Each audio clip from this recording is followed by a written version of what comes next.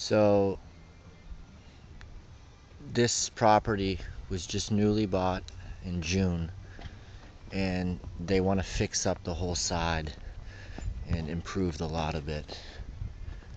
Namely, all these thorny invasive wild roses, which I believe they are, with the red stems right there. A lot of thorns and just nasty. And they actually go all around the house. I think they're pretty hard to get out and keep out, but basically they want to tear out all of this stuff to the left. Maybe this little black cherry.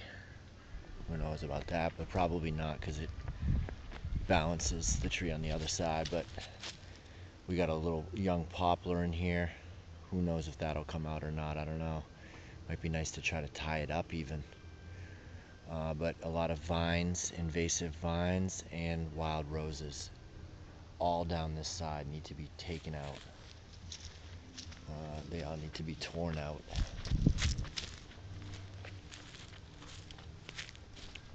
So we're gonna take out all of that, dig out the weeds, dig out the roots, excuse me.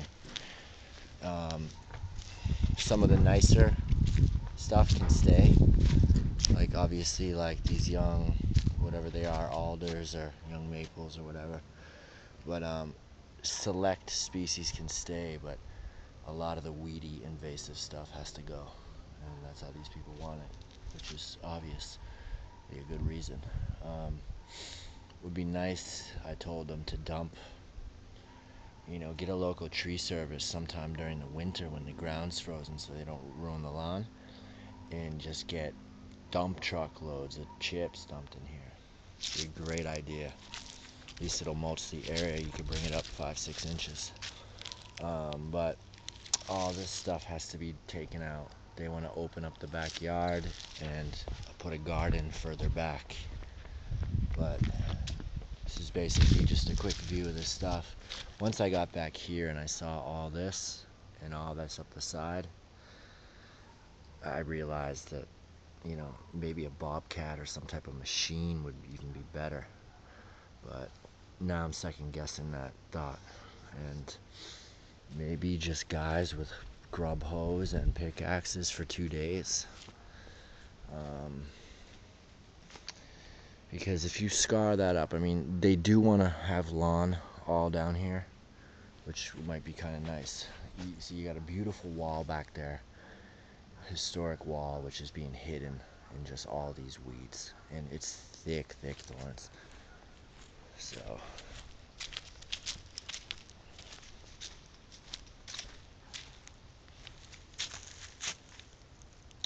so we have to try to come up with a plan to eradicate this stuff.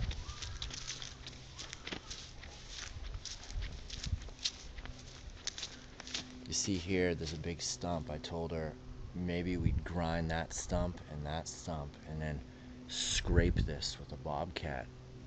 In the process, improving the grade, and then have a plan in place for directly after to loam and reseed. But I'm just wondering if that's gonna really keep everything out. So you see from the front driveway here,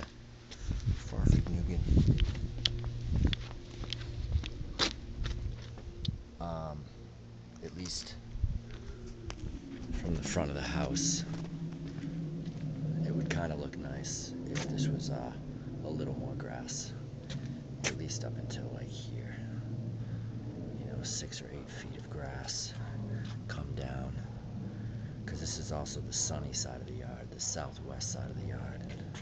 It's nice. So there you have it. A machine might be able to be used to do all this area down to the corner, and then the rest could be done by hand, or do it all by hand or whatever. I think these are some staghorn sumac, but she still wants them out because otherwise they'll block the yard. They're kind of in an odd place. But there's some others down here on the side, which, and I'm pretty They look like staghorn sumac to me, but this one right here, and yeah, I'm not sure what this other stuff is. And alders, or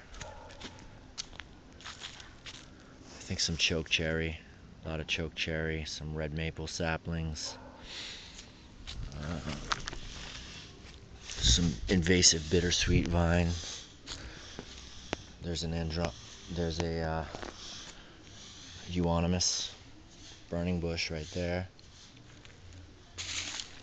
and these big beautiful red maples we might prune. These are some great trees, and the whole line of them is beautiful.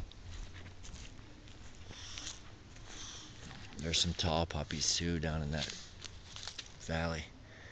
They all go well together. I think there are a couple ash.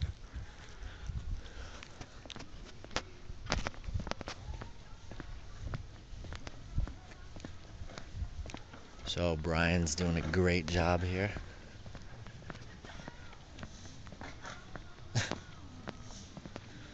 And we recycled the chips into the neighbors. Perfect spot for them.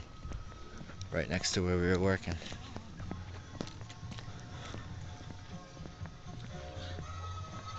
B, nice job.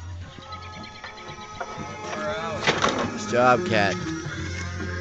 Pimp trim. Brian did that huge willow in back. Came out great.